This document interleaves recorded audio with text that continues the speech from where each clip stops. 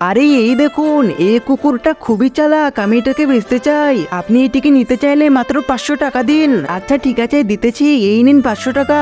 আরে আরে বাবা, তুমি এটা কি করছো? আমাদের কুকুরকে বেচে দিচ্ছ কেন? আরে সে তো আমার বন্ধুর মতন, আমি আমার বন্ধুকে ছাড়া বাঁচবো না।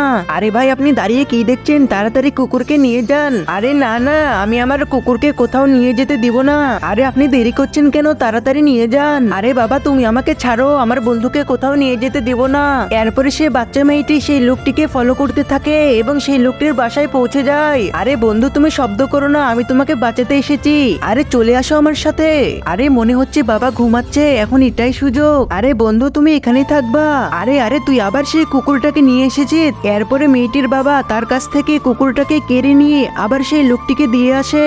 আরে আরে, ব্যাপার কি? তুমি কাঁদছো কেন? আরে কাকা, তুমি চলে এসেছো, দেখো আমার আব্বু কি করেছে, আমার বন্ধুকে বেঁচে দিয়েছে।